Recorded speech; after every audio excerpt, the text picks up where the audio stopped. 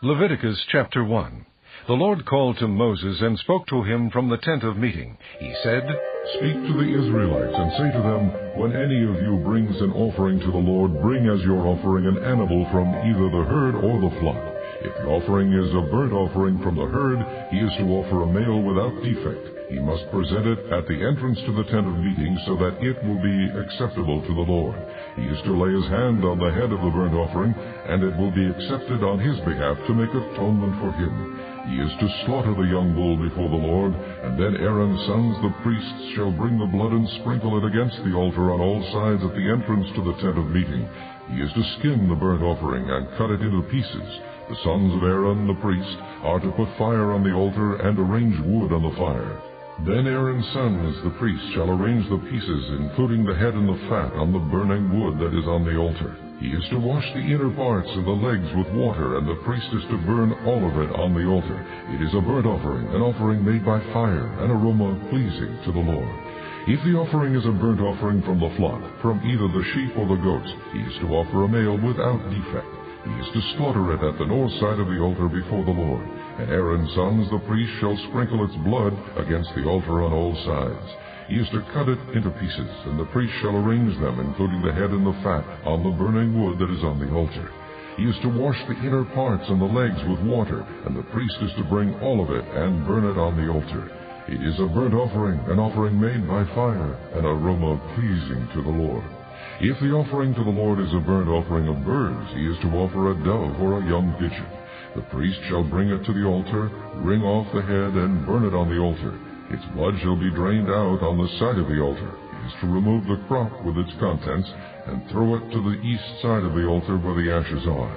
He shall tear it open by the wings, not severing it completely, and then the priest shall burn it on the wood that is on the fire on the altar. It is a burnt offering, an offering made by fire, and aroma pleasing to the Lord. Chapter 2. When someone brings a grain offering to the Lord, his offering is to be of fine flour.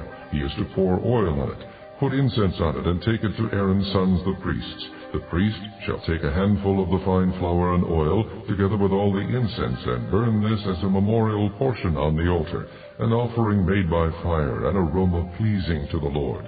The rest of the grain offering belongs to Aaron and his sons. It is a most holy part of the offerings made to the Lord by fire.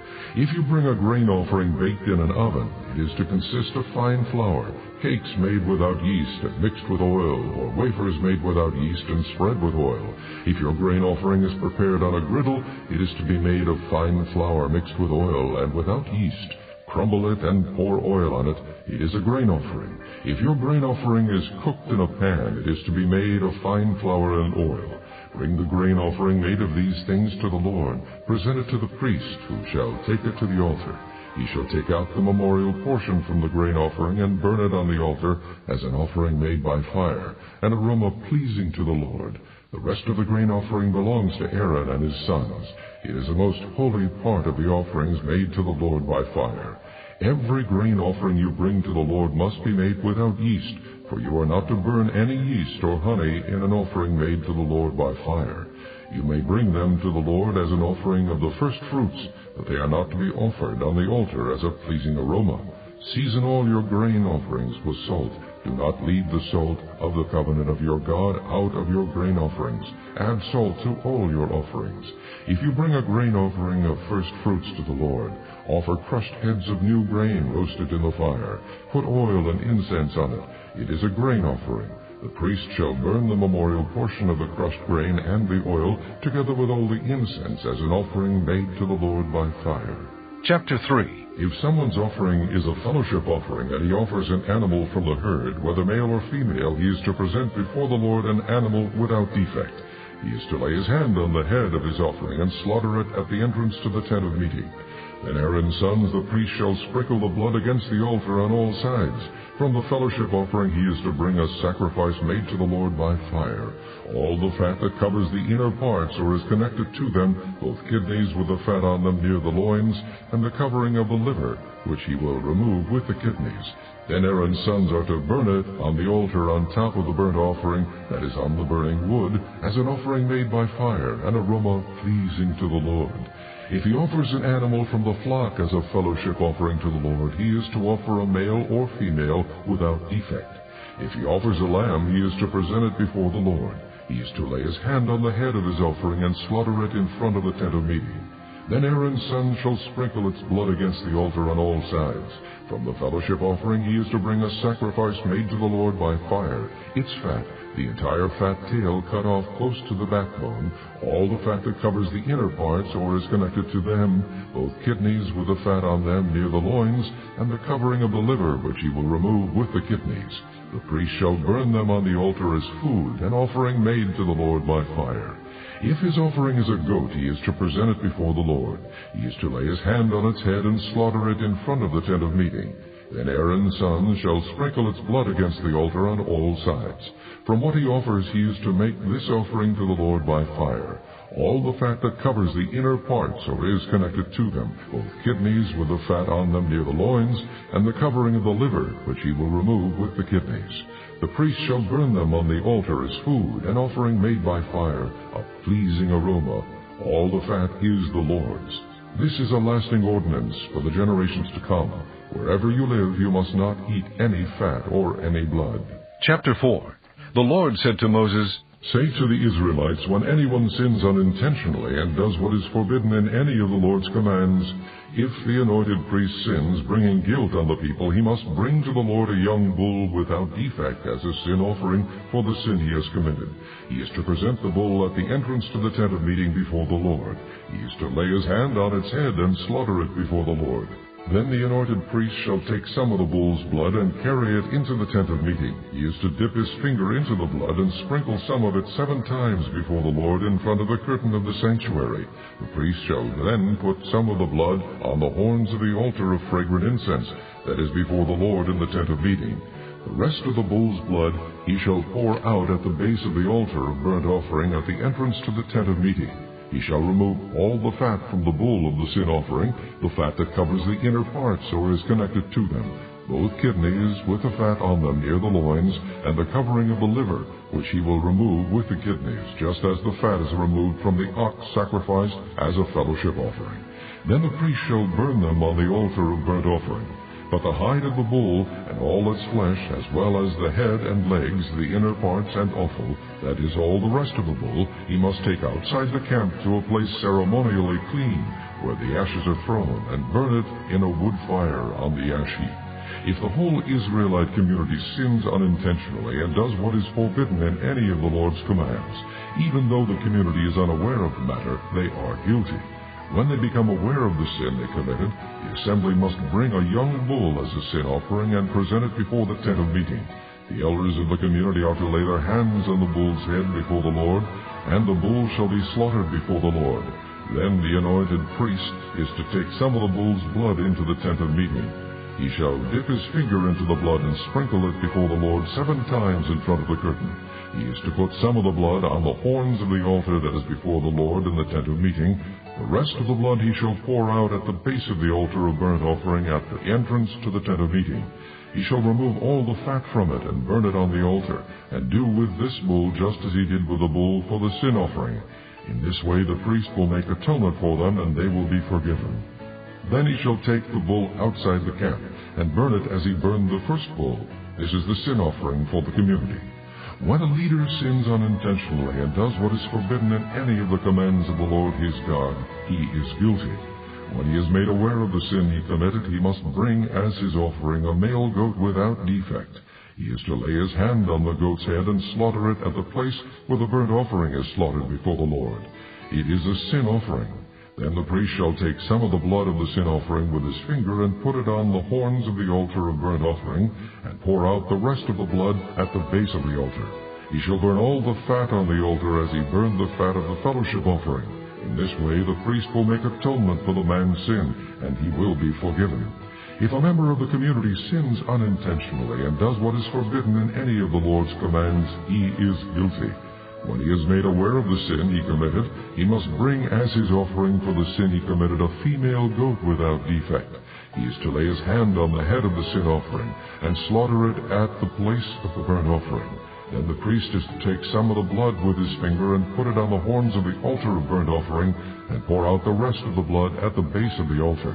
He shall remove all the fat, just as the fat is removed from the fellowship offering, and the priest shall burn it on the altar as an aroma pleasing to the Lord. In this way the priest will make atonement for him, and he will be forgiven.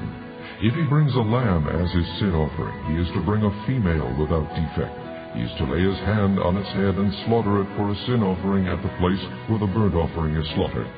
Then the priest shall take some of the blood of the sin offering with his finger, and put it on the horns of the altar of burnt offering, and pour out the rest of the blood at the base of the altar. He shall remove all the fat, just as the fat is removed from the lamb of the fellowship offering, and the priest shall burn it on the altar on top of the offerings made to the Lord by fire. In this way the priest will make atonement for him for the sin he has committed, and he will be forgiven. Chapter 5. If a person sins because he does not speak up when he hears a public charge to testify regarding something he has seen or learned about, he will be held responsible. Or if a person touches anything ceremonially unclean, whether the carcasses of unclean wild animals, or of unclean livestock, or of unclean creatures that move along the ground, even though he is unaware of it, he has become unclean and is guilty. Or if he touches human uncleanness, anything that would make him unclean, even though he is unaware of it, when he learns of it, he will be guilty. Or if a person thoughtlessly takes an oath to do anything, whether good or evil, in any matter one might carelessly swear about, even though he is unaware of it, in any case when he learns of it, he will be guilty.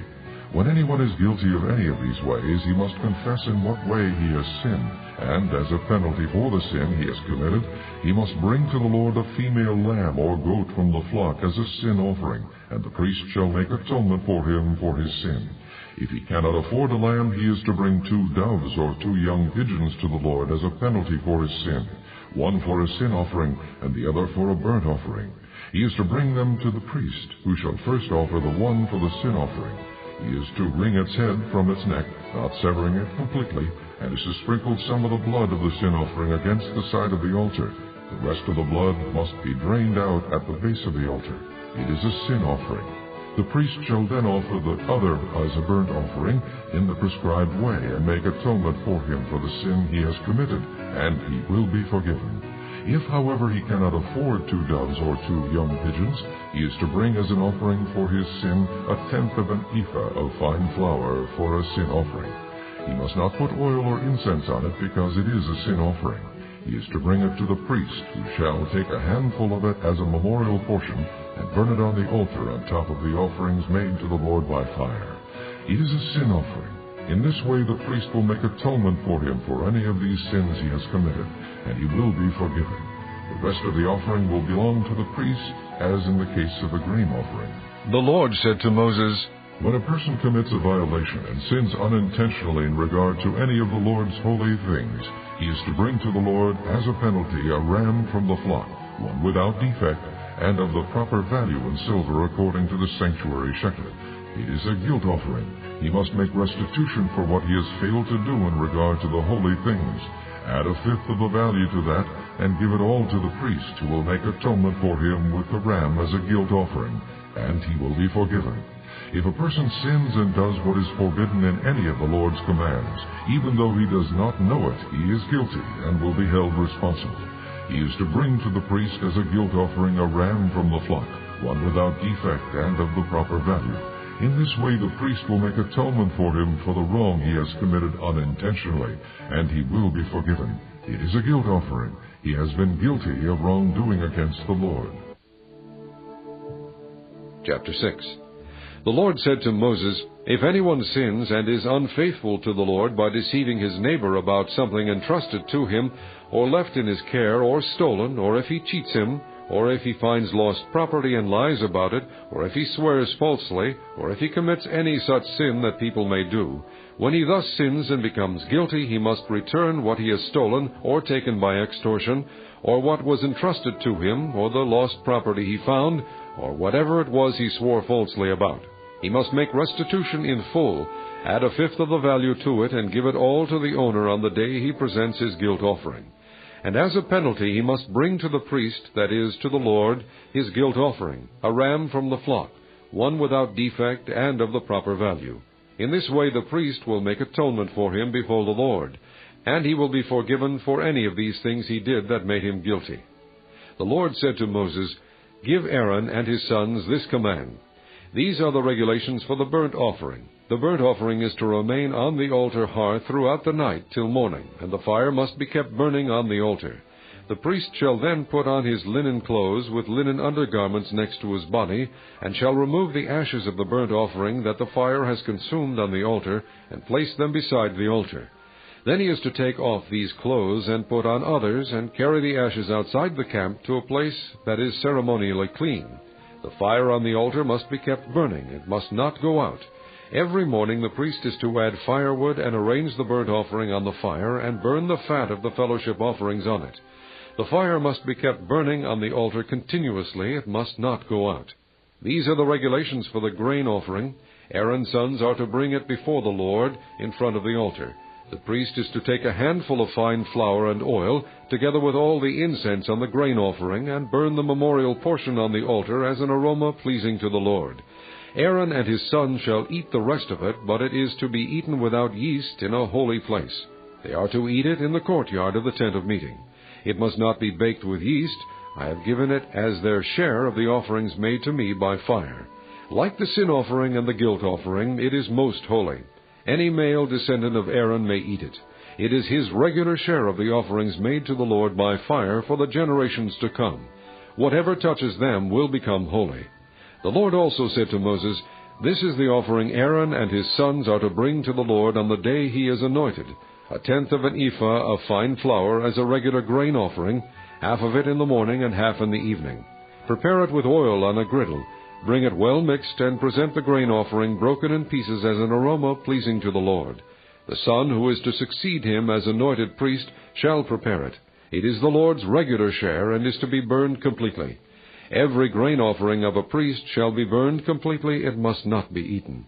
The Lord said to Moses, "Say to Aaron and his sons, These are the regulations for the sin offering. The sin offering is to be slaughtered before the Lord in the place the burnt offering is slaughtered. It is most holy. The priest who offers it shall eat it. It is to be eaten in a holy place in the courtyard of the tent of meeting. Whatever touches any of the flesh will become holy, and if any of the blood is spattered on a garment, you must wash it in a holy place. The clay pot the meat is cooked in must be broken. But if it is cooked in a bronze pot, the pot is to be scoured and rinsed with water. Any male in a priest's family may eat it. It is most holy. But any sin offering whose blood is brought into the tent of meeting to make atonement in the holy place must not be eaten. It must be burned." Chapter 7. These are the regulations for the guilt offering, which is most holy. The guilt offering is to be slaughtered in the place where the burnt offering is slaughtered, and its blood is to be sprinkled against the altar on all sides.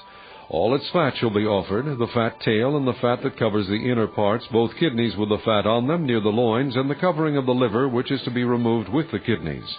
The priest shall burn them on the altar as an offering made to the Lord by fire. It is a guilt offering. Any male in a priest's family may eat it, but it must be eaten in a holy place. It is most holy. The same law applies to both the sin offering and the guilt offering. They belong to the priest who makes atonement with them. The priest who offers a burnt offering for anyone may keep its hide for himself. Every grain offering baked in an oven or cooked in a pan or on a griddle belongs to the priest who offers it, and every grain offering, whether mixed with oil or dry, belongs equally to all the sons of Aaron. These are the regulations for the fellowship offering a person may present to the Lord. If he offers it as an expression of thankfulness, then along with this thank offering he is to offer cakes of bread made without yeast and mixed with oil, wafers made without yeast and spread with oil, and cakes of fine flour well kneaded and mixed with oil. Along with his fellowship offering of thanksgiving, he is to present an offering with cakes of bread made with yeast. He is to bring one of each kind as an offering, a contribution to the Lord. It belongs to the priest who sprinkles the blood of the fellowship offering. The meat of his fellowship offering of thanksgiving must be eaten on the day it is offered. He must leave none of it till morning. If, however, his offering is the result of a vow or is a free will offering, the sacrifice shall be eaten on the day he offers it, but anything left over may be eaten on the next day. Any meat of the sacrifice left over till the third day must be burned up. If any meat of the fellowship offering is eaten on the third day, it will not be accepted. It will not be credited to the one who offered it, for it is impure. The person who eats any of it will be held responsible. Meat that touches anything ceremonially unclean must not be eaten. It must be burned up. As for other meat, anyone ceremonially clean may eat it. But if anyone who is unclean eats any meat of the fellowship offering belonging to the Lord, that person must be cut off from his people. If anyone touches something unclean, whether human uncleanness, or an unclean animal, or any unclean, detestable thing, and then eats any of the meat of the fellowship offering belonging to the Lord, that person must be cut off from his people. The Lord said to Moses, "Say to the Israelites, do not eat any of the fat of cattle, sheep, or goats. The fat of an animal found dead or torn by wild animals may be used for any other purpose, but you must not eat it. Anyone who eats the fat of an animal from which an offering by fire may be made to the Lord must be cut off from his people. And wherever you live, you must not eat the blood of any bird or animal. If anyone eats blood, that person must be cut off from his people." The Lord said to Moses, "Say to the Israelites, anyone who brings a fellowship offering to the Lord is to bring part of it as his sacrifice to the Lord.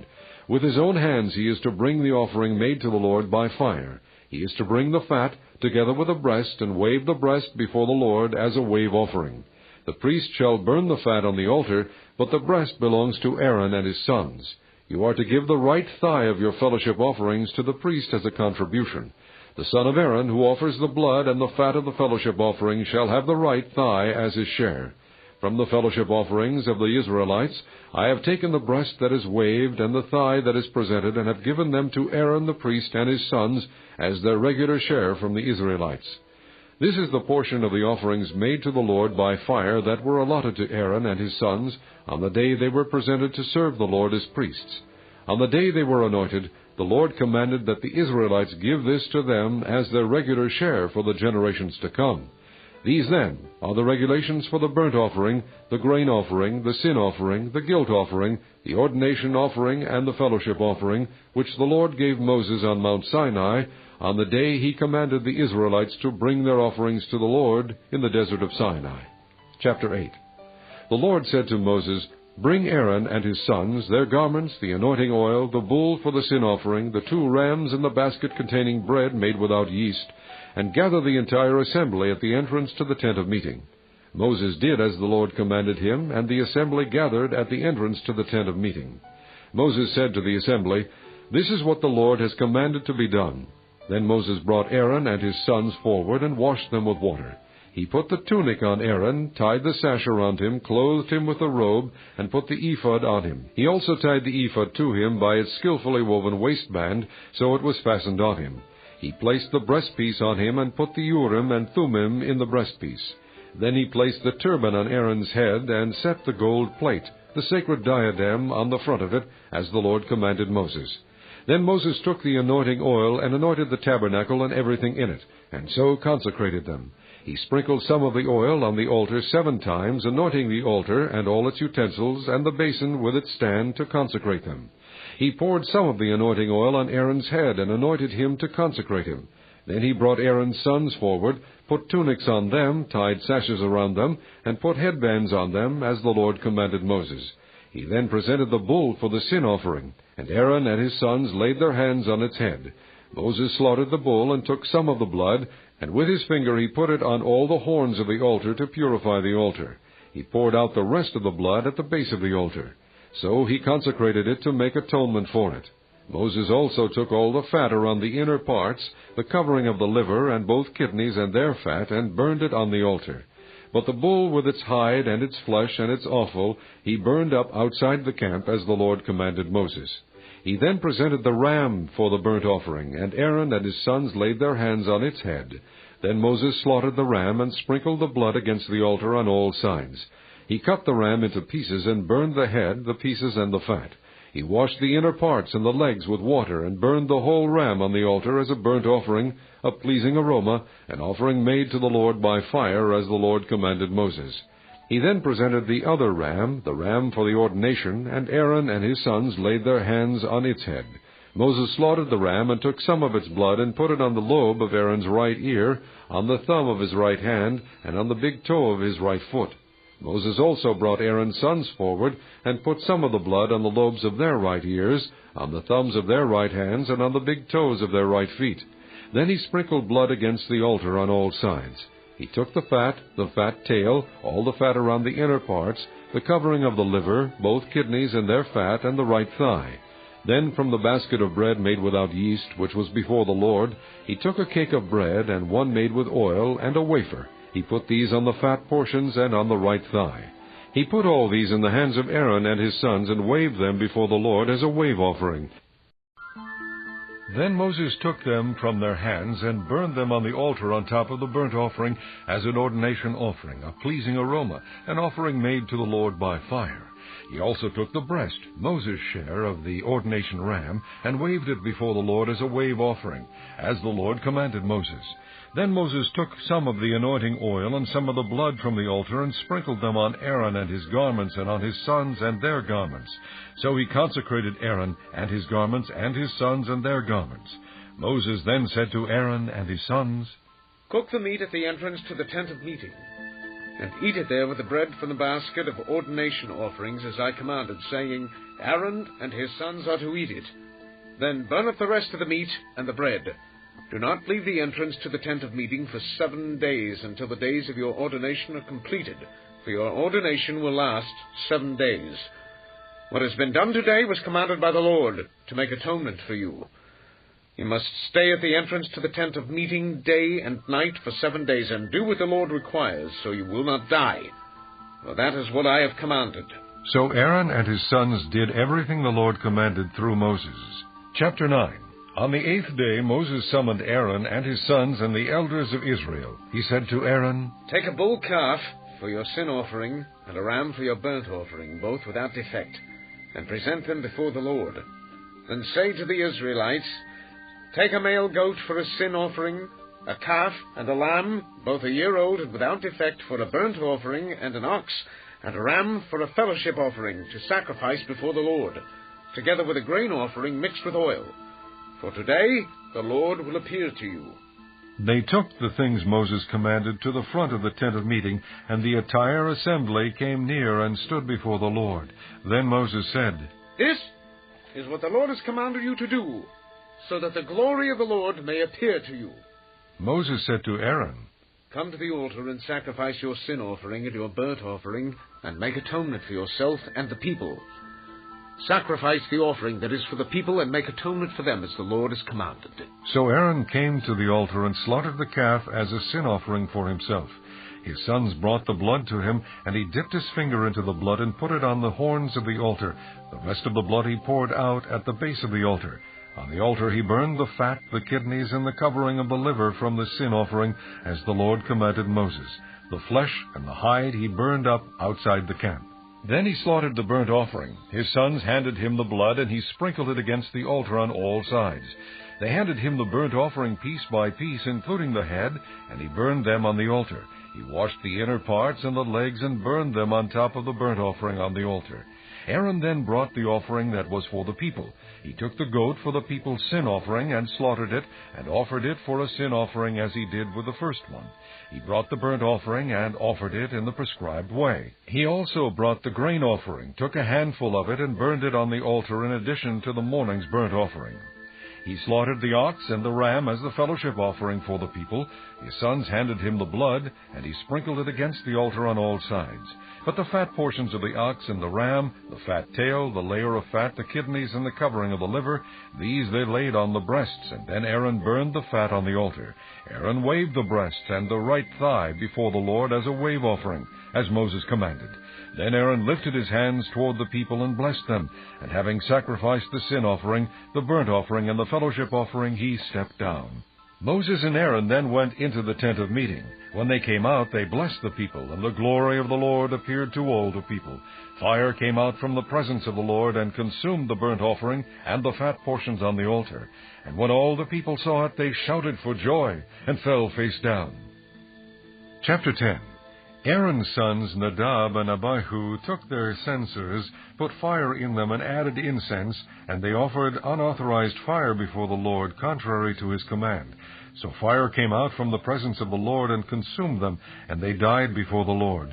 Moses then said to Aaron, "This is what the Lord spoke of when he said, 'Among those who approach me I will show myself holy. the sight of all the people I will be honored." Aaron remained silent. Moses summoned Mishael and Elzaphan, sons of Aaron's uncle Uzziel, and said to them, "Come here. Carry your cousins outside the camp, away from the front of the sanctuary." So they came and carried them, still in their tunics, outside the camp as Moses ordered. Then Moses said to Aaron and his sons Eleazar and Ithamar, "Do not let your hair become unkempt. Do not tear your clothes, or you will die, and the Lord will be angry with the whole community. But your relatives, all the house of Israel, may mourn for those the Lord has destroyed by fire. Do not leave the entrance to the tent of meeting, or you will die, because the Lord's anointing oil is on you." So they did as Moses said. Then the Lord said to Aaron, "You and your sons are not to drink wine or other fermented drink whenever you go into the tent of meeting, or you will die. This is a lasting ordinance for the generations to come. You must distinguish between the holy and the common, between the unclean and the clean, and you must teach the Israelites all the decrees the Lord has given them through Moses." Moses said to Aaron and his remaining sons Eleazar and Ithamar, "Take the grain offering left over from the offerings made to the Lord by fire, and eat it prepared without yeast beside the altar, for it is most holy. Eat it in a holy place, because it is your share and your son's share of the offerings made to the Lord by fire. For so I have been commanded. That you and your sons and your daughters may eat the breast that was waved and the thigh that was presented. Eat them in a ceremonially clean place. They have been given to you and your children as your share of the Israelites' fellowship offerings. The thigh that was presented and the breast that was waved must be brought with the fat portions of the offerings made by fire, to be waved before the Lord as a wave offering. This will be the regular share for you and your children, as the Lord has commanded." When Moses inquired about the goat of the sin offering and found that it had been burned up, he was angry with Eleazar and Ithamar, Aaron's remaining sons, and asked, "Why didn't you eat the sin offering in the sanctuary area? It is most holy. It was given to you to take away the guilt of the community by making atonement for them before the Lord. Since its blood was not taken into the holy place, you should have eaten the goat in the sanctuary area, as I commanded." Aaron replied to Moses, "Today they sacrifice their sin offering and their burnt offering before the Lord, but such things as this have happened to me. Would the Lord have been pleased if I had eaten the sin offering today?" When Moses heard this, he was satisfied. Chapter 11. The Lord said to Moses and Aaron, "Say to the Israelites, of all the animals that live on land, these are the ones you may eat. You may eat any animal that has a split hoof completely divided and that chews the cud. There are some that only chew the cud, or only have a split hoof, but you must not eat them. The camel, though it chews the cud, does not have a split hoof. It is ceremonially unclean for you. The coney, though it chews the cud, does not have a split hoof. It is unclean for you. The rabbit, though it chews the cud, does not have a split hoof. It is unclean for you. And the pig, though it has a split hoof completely divided, does not chew the cud. It is unclean for you. You must not eat their meat or touch their carcasses. They are unclean for you. Of all the creatures living in the water of the seas and the streams, you may eat any that have fins and scales. But all creatures in the seas or streams that do not have fins and scales, whether among all the swarming things or among all the other living creatures in the water, you are to detest. And since you are to detest them, you must not eat their meat, and you must detest their carcasses. Anything living in the water that does not have fins and scales is to be detestable to you. These are the birds you are to detest and not eat, because they are detestable: the eagle, the vulture, the black vulture, the red kite, any kind of black kite, any kind of raven, the horned owl, the screech owl, the gull, any kind of hawk, the little owl, the cormorant, the great owl, the white owl, the desert owl, the osprey, the stork, any kind of heron, the hoopoe, and the bat. All flying insects that walk on all fours are to be detestable to you. There are, however, some winged creatures that walk on all fours that you may eat, those that have jointed legs for hopping on the ground. Of these you may eat any kind of locust, katydid, cricket, or grasshopper. But all other winged creatures that have 4 legs you are to detest. You will make yourselves unclean by these. Whoever touches their carcasses will be unclean till evening. Whoever picks up one of their carcasses must wash his clothes, and he will be unclean till evening. Every animal that has a split hoof not completely divided, or that does not chew the cud, is unclean for you. Whoever touches the carcass of any of them will be unclean. Of all the animals that walk on all fours, those that walk on their paws are unclean for you. Whoever touches their carcasses will be unclean till evening. Anyone who picks up their carcasses must wash his clothes, and he will be unclean till evening. They are unclean for you.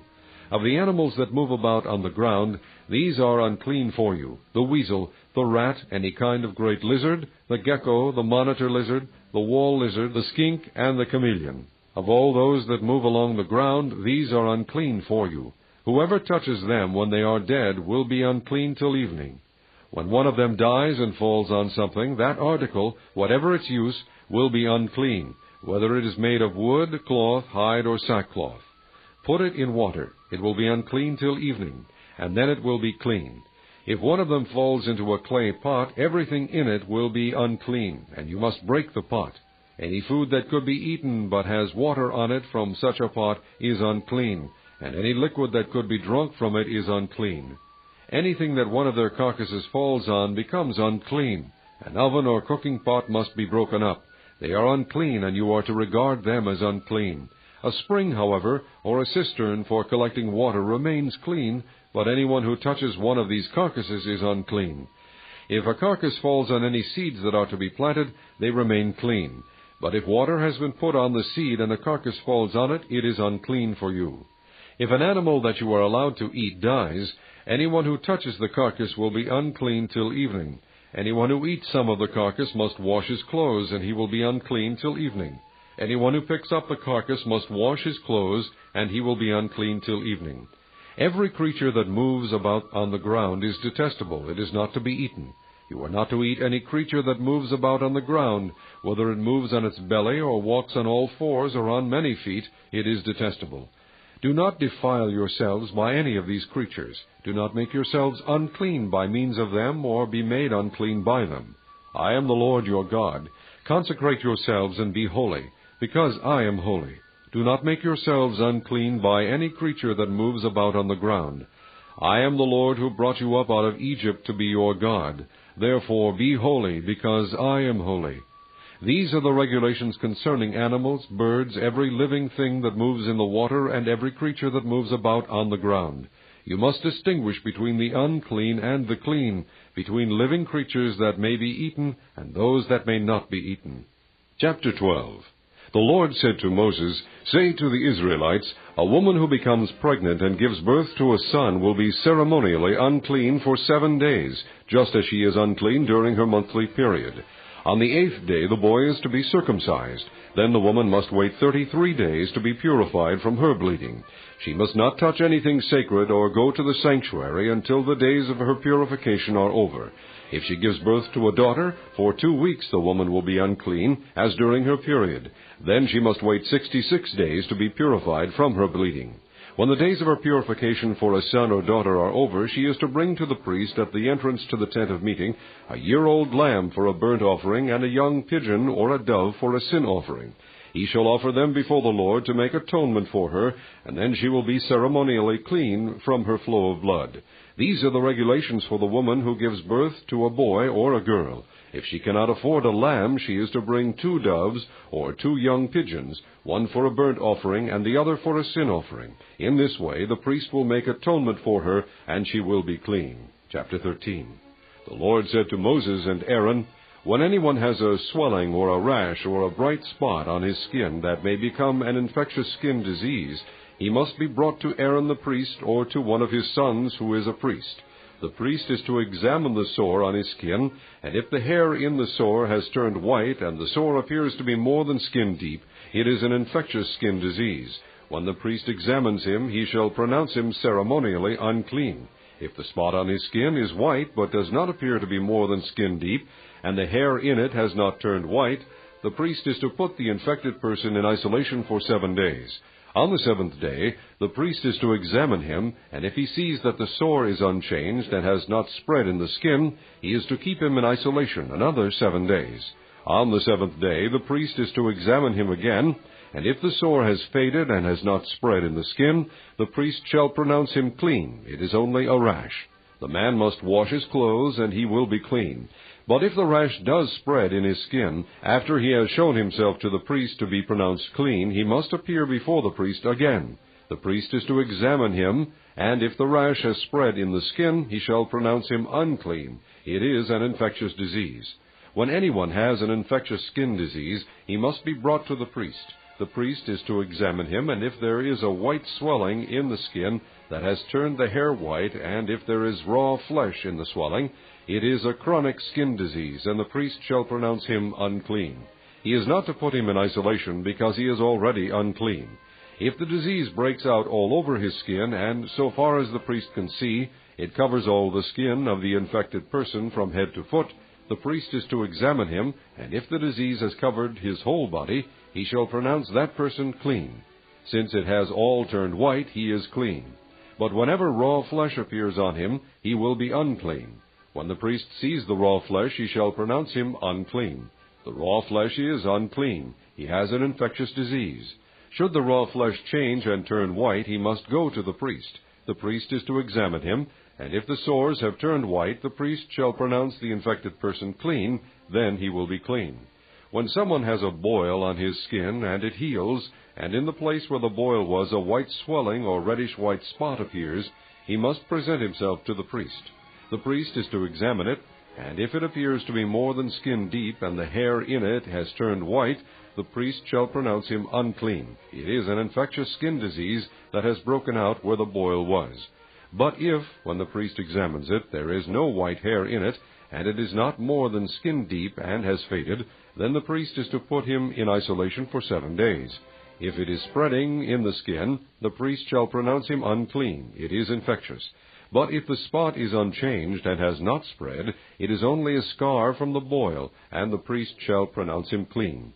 When someone has a burn on his skin, and a reddish-white or white spot appears in the raw flesh of the burn, the priest is to examine the spot, and if the hair in it has turned white, and it appears to be more than skin deep, it is an infectious disease that has broken out in the burn. The priest shall pronounce him unclean. It is an infectious skin disease. But if the priest examines it, and there is no white hair in the spot, and if it is not more than skin deep and has faded, then the priest is to put him in isolation for 7 days. On the 7th day the priest is to examine him, and if it is spreading in the skin, the priest shall pronounce him unclean. It is an infectious skin disease. If, however, the spot is unchanged and has not spread in the skin, but has faded, it is a swelling from the burn, and the priest shall pronounce him clean. It is only a scar from the burn. If a man or woman has a sore on the head or on the chin, the priest is to examine the sore, and if it appears to be more than skin deep, and the hair in it is yellow and thin, the priest shall pronounce that person unclean. It is an itch, an infectious disease of the head or chin. But if, when the priest examines this kind of sore, it does not seem to be more than skin deep, and there is no black hair in it, then the priest is to put the infected person in isolation for 7 days. On the 7th day, the priest is to examine the sore, and if the itch has not spread, and there is no yellow hair in it, and it does not appear to be more than skin deep, he must be shaved except for the diseased area, and the priest is to keep him in isolation another 7 days. On the 7th day, the priest is to examine the itch, and if it has not spread in the skin, and appears to be no more than skin deep, the priest shall pronounce him clean. He must wash his clothes, and he will be clean. But if the itch does spread in the skin after he is pronounced clean, the priest is to examine him, and if the itch has spread in the skin, the priest does not need to look for yellow hair. The person is unclean. If, however, in his judgment it is unchanged and black hair has grown in it, the itch is healed. He is clean, and the priest shall pronounce him clean. When a man or woman has white spots on the skin, the priest is to examine them, and if the spots are dull white, it is a harmless rash that has broken out on the skin. That person is clean. When a man has lost his hair and is bald, he is clean. If he has lost his hair from the front of his scalp and has a bald forehead, he is clean. But if he has a reddish-white sore on his bald head or forehead, it is an infectious disease breaking out on his head or forehead. The priest is to examine him, and if the swollen sore on his head or forehead is reddish-white like an infectious skin disease, the man is diseased and is unclean. The priest shall pronounce him unclean because of the sore on his head. The person with such an infectious disease must wear torn clothes, let his hair be unkempt, cover the lower part of his face, and cry out, Unclean, unclean. As long as he has the infection, he remains unclean. He must live alone. He must live outside the camp. If any clothing is contaminated with mildew, any woolen or linen clothing, any woven or knitted material of linen or wool, any leather or anything made of leather, and if the contamination in the clothing or leather or woven or knitted material or any leather article is greenish or reddish, it is a spreading mildew and must be shown to the priest. The priest is to examine the mildew and isolate the affected article for 7 days. On the 7th day he is to examine it, and if the mildew has spread in the clothing, or the woven or knitted material, or the leather, whatever its use, it is a destructive mildew. The article is unclean. He must burn up the clothing, or the woven or knitted material of wool or linen, or any leather article that has the contamination in it, because the mildew is destructive. The article must be burned up. But if when the priest examines it, the mildew has not spread in the clothing, or the woven or knitted material, or the leather article, he shall order that the contaminated article be washed. Then he is to isolate it for another 7 days. After the affected article has been washed, the priest is to examine it, and if the mildew has not changed its appearance, even though it has not spread, it is unclean. Burn it with fire, whether the mildew has affected one side or the other. If when the priest examines it, the mildew has faded after the article has been washed, he is to tear the contaminated part out of the clothing, or the leather, or the woven or knitted material. But if it reappears in the clothing, or in the woven or knitted material, or in the leather article, it is spreading, and whatever has the mildew must be burned with fire. The clothing, or the woven or knitted material, or any leather article that has been washed, and is rid of the mildew, must be washed again, and it will be clean. These are the regulations concerning contamination by mildew in woolen or linen clothing, woven or knitted material, or any leather article, for pronouncing them clean or unclean. Chapter 14. The Lord said to Moses, These are the regulations for the diseased person at the time of his ceremonial cleansing, when he is brought to the priest. The priest is to go outside the camp and examine him. If the person has been healed of his infectious skin disease, the priest shall order that 2 live clean birds and some cedar wood, scarlet yarn, and hyssop be brought for the one to be cleansed.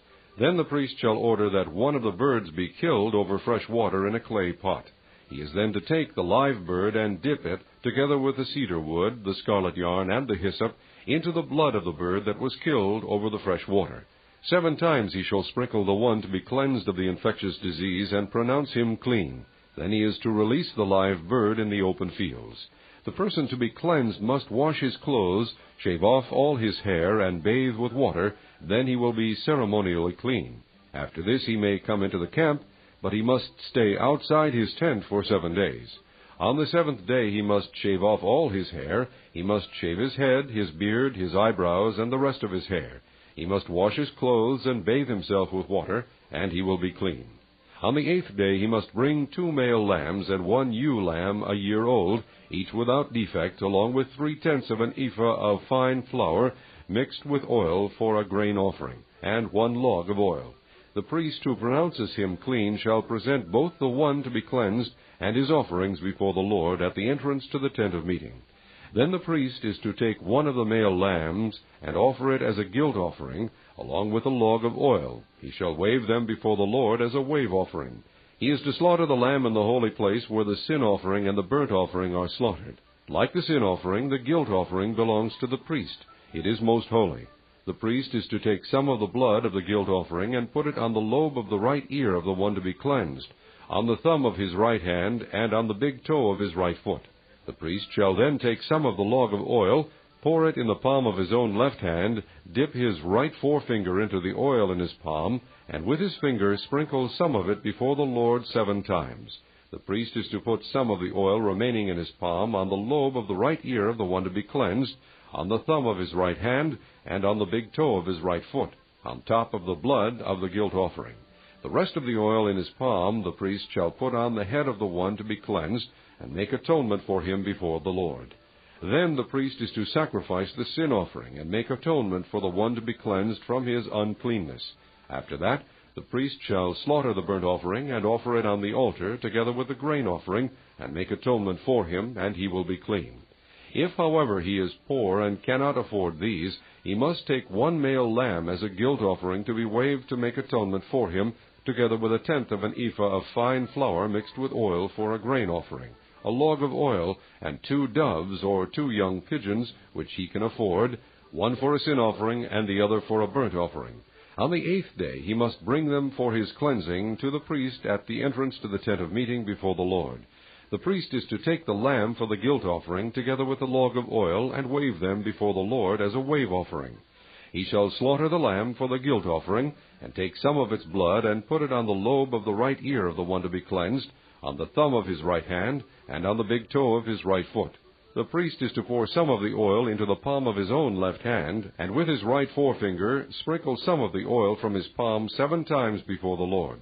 Some of the oil in his palm he is to put on the same places he put the blood of the guilt offering, on the lobe of the right ear of the one to be cleansed, on the thumb of his right hand, and on the big toe of his right foot. The rest of the oil in his palm the priest shall put on the head of the one to be cleansed, to make atonement for him before the Lord. Then he shall sacrifice the doves or the young pigeons, which the person can afford, one as a sin offering and the other as a burnt offering, together with the grain offering. In this way the priest will make atonement before the Lord on behalf of the one to be cleansed. These are the regulations for anyone who has an infectious skin disease and who cannot afford the regular offerings for his cleansing. The Lord said to Moses and Aaron, "When you enter the land of Canaan, which I am giving you as your possession, and I put a spreading mildew in a house in that land, the owner of the house must go and tell the priest, 'I have seen something that looks like mildew in my house.' The priest is to order the house to be emptied before he goes in to examine the mildew, so that nothing in the house will be pronounced unclean. After this, the priest is to go in and inspect the house. He is to examine the mildew on the walls, and if it has greenish or reddish depressions that appear to be deeper than the surface of the wall, the priest shall go out the doorway of the house and close it up for 7 days. On the 7th day the priest shall return to inspect the house. If the mildew has spread on the walls, he is to order that the contaminated stones be torn out and thrown into an unclean place outside the town. He must have all the inside walls of the house scraped, and the material that is scraped off dumped into an unclean place outside the town. Then they are to take other stones to replace these, and take new clay and plaster the house. If the mildew reappears in the house after the stones have been torn out and the house scraped and plastered, the priest is to go and examine it, and if the mildew has spread in the house, it is a destructive mildew. The house is unclean. It must be torn down, its stones, timbers, and all the plaster, and taken out of the town to an unclean place. Anyone who goes into the house while it is closed up will be unclean till evening. Anyone who sleeps or eats in the house must wash his clothes. But if the priest comes to examine it, and the mildew has not spread after the house has been plastered, he shall pronounce the house clean, because the mildew is gone. To purify the house he is to take 2 birds and some cedar wood, scarlet yarn, and hyssop. He shall kill one of the birds over fresh water in a clay pot. Then he is to take the cedar wood, the hyssop, the scarlet yarn, and the live bird, dip them into the blood of the dead bird and the fresh water, and sprinkle the house 7 times. He shall purify the house with the bird's blood, the fresh water, the live bird, the cedar wood, the hyssop, and the scarlet yarn.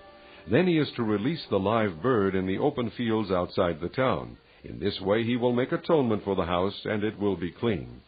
These are the regulations for any infectious skin disease, for an itch, for mildew in clothing or in a house, and for a swelling, a rash, or a bright spot, to determine when something is clean or unclean.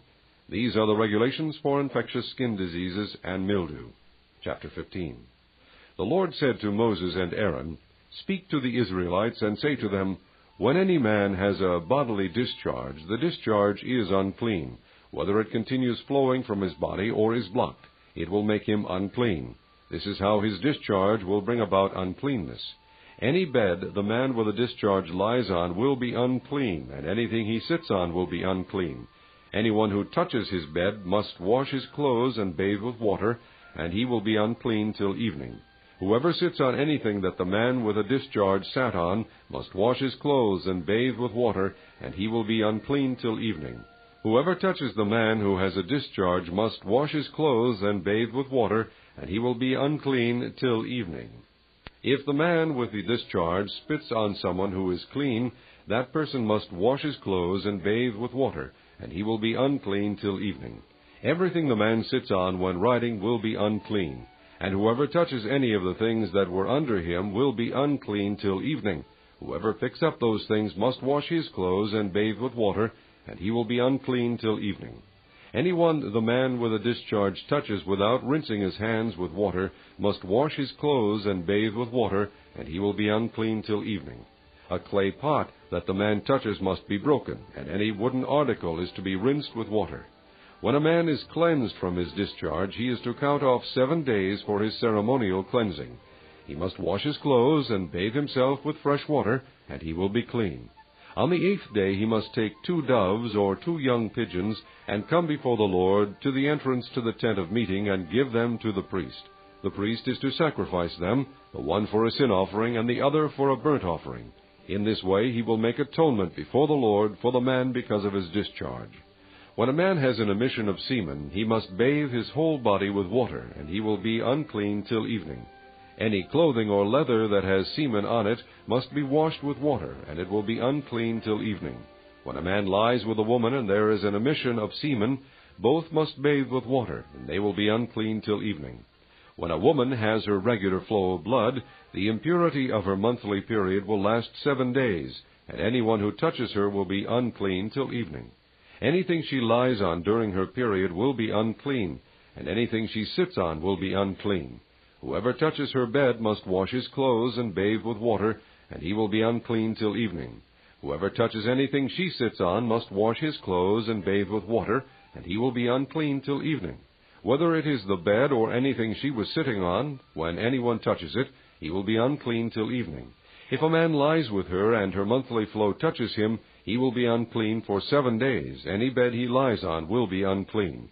When a woman has a discharge of blood for many days at a time, other than her monthly period, or has a discharge that continues beyond her period, she will be unclean as long as she has the discharge, just as in the days of her period.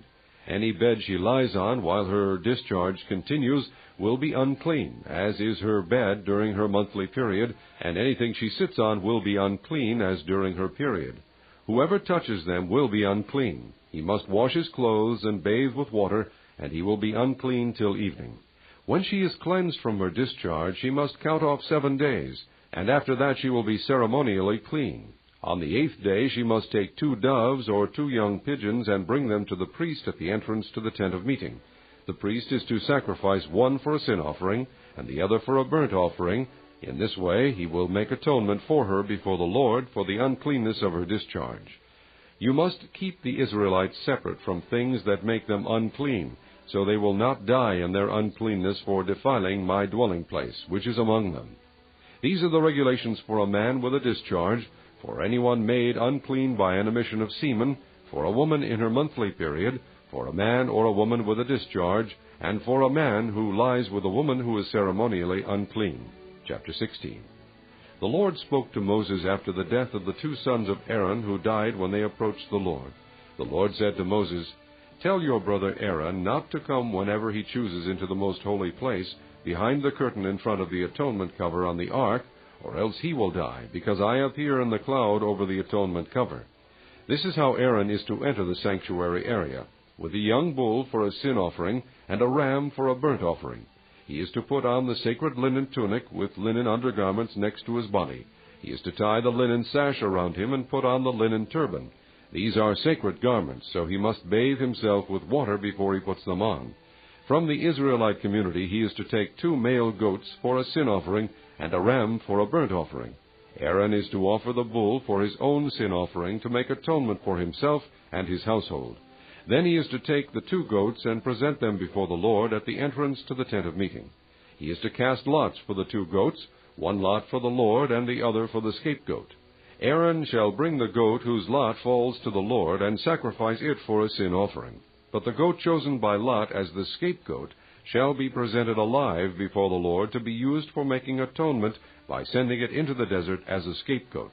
Aaron shall bring the bull for his own sin offering to make atonement for himself and his household, and he is to slaughter the bull for his own sin offering. He is to take a censer full of burning coals from the altar before the Lord, and 2 handfuls of finely ground fragrant incense, and take them behind the curtain. He is to put the incense on the fire before the Lord, and the smoke of the incense will conceal the atonement cover above the testimony, so that he will not die. He is to take some of the bull's blood, and with his finger sprinkle it on the front of the atonement cover. Then he shall sprinkle some of it with his finger 7 times before the atonement cover. He shall then slaughter the goat for the sin offering for the people, and take its blood behind the curtain, and do with it as he did with the bull's blood. He shall sprinkle it on the atonement cover and in front of it. In this way he will make atonement for the most holy place, because of the uncleanness and rebellion of the Israelites, whatever their sins have been. He is to do the same for the tent of meeting, which is among them in the midst of their uncleanness. No one is to be in the tent of meeting from the time Aaron goes in to make atonement in the most holy place until he comes out, having made atonement for himself, his household, and the whole community of Israel. Then he shall come out to the altar that is before the Lord and make atonement for it. He shall take some of the bull's blood and some of the goat's blood and put it on all the horns of the altar. He shall sprinkle some of the blood on it with his finger 7 times to cleanse it and to consecrate it from the uncleanness of the Israelites. When Aaron has finished making atonement for the most holy place, the tent of meeting and the altar, he shall bring forward the live goat. He is to lay both hands on the head of the live goat and confess over it all the wickedness and rebellion of the Israelites, all their sins, and put them on the goat's head. He shall send the goat away into the desert in the care of a man appointed for the task. The goat will carry on itself all their sins to a solitary place, and the man shall release it in the desert. Then Aaron is to go into the tent of meeting and take off the linen garments he put on before he entered the most holy place, and he is to leave them there. He shall bathe himself with water in a holy place, and put on his regular garments. Then he shall come out and sacrifice the burnt offering for himself and the burnt offering for the people, to make atonement for himself and for the people. He shall also burn the fat of the sin offering on the altar. The man who releases the goat as a scapegoat must wash his clothes and bathe himself with water. Afterward he may come into the camp. The bull and the goat for the sin offerings, whose blood was brought into the most holy place to make atonement, must be taken outside the camp. Their hides, flesh, and offal are to be burned up. The man who burns them must wash his clothes and bathe himself with water. Afterward he may come into the camp. This is to be a lasting ordinance for you. On the 10th day of the 7th month you must deny yourselves and not do any work, whether native-born or an alien living among you, because on this day atonement will be made for you, to cleanse you. Then before the Lord you will be clean from all your sins. It is a Sabbath of rest, and you must deny yourselves. It is a lasting ordinance. The priest who is anointed and ordained to succeed his father as high priest is to make atonement. He is to put on the sacred linen garments and make atonement for the most holy place, for the tent of meeting and the altar, and for the priests and all the people of the community. This is to be a lasting ordinance for you. Atonement is to be made once a year for all the sins of the Israelites. And it was done as the Lord commanded Moses. Chapter 17. The Lord said to Moses, "Speak to Aaron and his sons and to all the Israelites, and say to them, This is what the Lord has commanded. Any Israelite who sacrifices an ox, a lamb, or a goat in the camp or outside of it, instead of bringing it to the entrance to the tent of meeting, to present it as an offering to the Lord in front of the tabernacle of the Lord, that man shall be considered guilty of bloodshed. He has shed blood and must be cut off from his people. This is so the Israelites will bring to the Lord the sacrifices they are now making in the open fields. They must bring them to the priest, that is, to the Lord, at the entrance to the tent of meeting, and sacrifice them as fellowship offerings.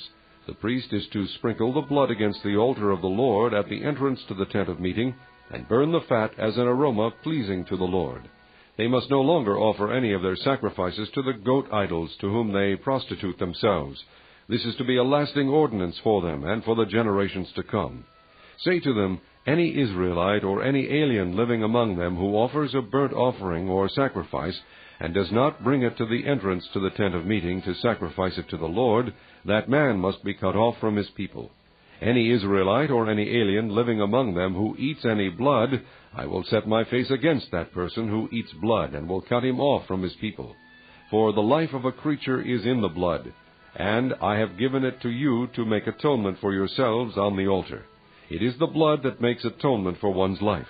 Therefore I say to the Israelites, None of you may eat blood, nor may an alien living among you eat blood. Any Israelite or any alien living among you who hunts any animal or bird that may be eaten must drain out the blood and cover it with earth, because the life of every creature is its blood. That is why I have said to the Israelites, you must not eat the blood of any creature, because the life of every creature is its blood. Anyone who eats it must be cut off. Anyone, whether native-born or alien, who eats anything found dead or torn by wild animals, must wash his clothes and bathe with water, and he will be ceremonially unclean till evening. Then he will be clean. But if he does not wash his clothes and bathe himself, he will be held responsible. Chapter 18. The Lord said to Moses, Speak to the Israelites and say to them, I am the Lord your God. You must not do as they do in Egypt, where you used to live, and you must not do as they do in the land of Canaan, where I am bringing you. Do not follow their practices. You must obey my laws, and be careful to follow my decrees. I am the Lord your God. Keep my decrees and laws, for the man who obeys them will live by them. I am the Lord. No one is to approach any close relative to have sexual relations. I am the Lord. Do not dishonor your father by having sexual relations with your mother. She is your mother. Do not have relations with her. Do not have sexual relations with your father's wife. That would dishonor your father. Do not have sexual relations with your sister, either your father's daughter or your mother's daughter, whether she was born in the same home or elsewhere. Do not have sexual relations with your son's daughter or your daughter's daughter. That would dishonor you. Do not have sexual relations with the daughter of your father's wife, born to your father. She is your sister. Do not have sexual relations with your father's sister. She is your father's close relative. Do not have sexual relations with your mother's sister, because she is your mother's close relative. Do not dishonor your father's brother by approaching his wife to have sexual relations. She is your aunt. Do not have sexual relations with your daughter-in-law. She is your son's wife. Do not have relations with her. Do not have sexual relations with your brother's wife. That would dishonor your brother. Do not have sexual relations with both a woman and her daughter. Do not have sexual relations with either her son's daughter or her daughter's daughter. They are her close relatives. That is wickedness.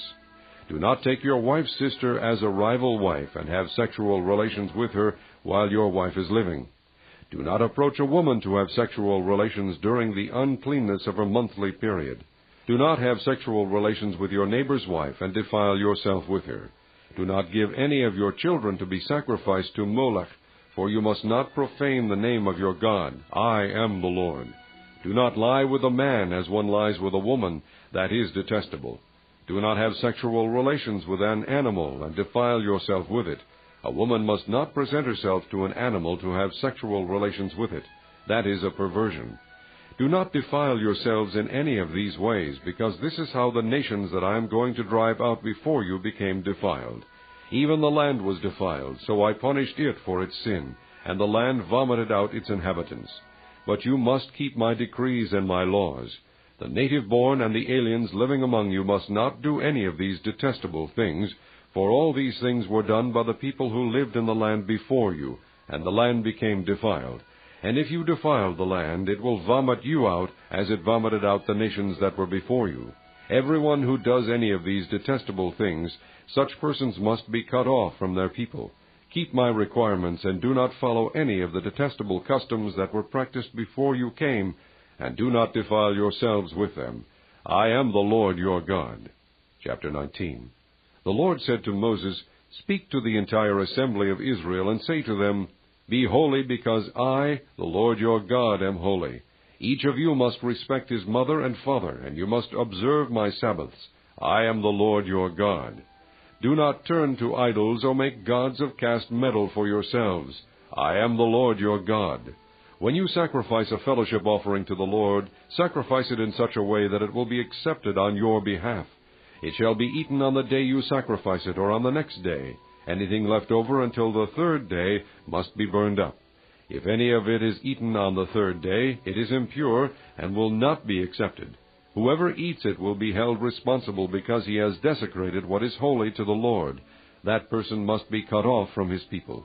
When you reap the harvest of your land, do not reap to the very edges of your field, or gather the gleanings of your harvest. Do not go over your vineyard a second time, or pick up the grapes that have fallen. Leave them for the poor and the alien. I am the Lord your God. Do not steal, do not lie, Do not deceive one another. Do not swear falsely by my name, and so profane the name of your God. I am the Lord. Do not defraud your neighbor or rob him. Do not hold back the wages of a hired man overnight. Do not curse the deaf or put a stumbling block in front of the blind, but fear your God. I am the Lord. Do not pervert justice. Do not show partiality to the poor or favoritism to the great, but judge your neighbor fairly. Do not go about spreading slander among your people. Do not do anything that endangers your neighbor's life. I am the Lord. Do not hate your brother in your heart. Rebuke your neighbor frankly, so you will not share in his guilt. Do not seek revenge or bear a grudge against one of your people, but love your neighbor as yourself. I am the Lord. Keep my decrees. Do not mate different kinds of animals. Do not plant your field with two kinds of seed. Do not wear clothing woven of two kinds of material. If a man sleeps with a woman who is a slave girl promised to another man, but who has not been ransomed or given her freedom, there must be due punishment. Yet they are not to be put to death, because she had not been freed. The man, however, must bring a ram to the entrance to the tent of meeting for a guilt offering to the Lord. With the ram of the guilt offering, the priest is to make atonement for him before the Lord for the sin he has committed, and his sin will be forgiven. When you enter the land and plant any kind of fruit tree, regard its fruit as forbidden. For 3 years you are to consider it forbidden. It must not be eaten. In the 4th year all its fruit will be holy, an offering of praise to the Lord. But in the 5th year you may eat its fruit. In this way your harvest will be increased. I am the Lord your God. Do not eat any meat with the blood still in it. Do not practice divination or sorcery. Do not cut the hair at the sides of your head or clip off the edges of your beard. Do not cut your bodies for the dead or put tattoo marks on yourselves. I am the Lord. Do not degrade your daughter by making her a prostitute, or the land will turn to prostitution and be filled with wickedness. Observe my Sabbaths and have reverence for my sanctuary. I am the Lord. Do not turn to mediums or seek out spiritists, for you will be defiled by them. I am the Lord your God. Rise in the presence of the aged, show respect for the elderly, and revere your God. I am the Lord. When an alien lives with you in your land, do not mistreat him.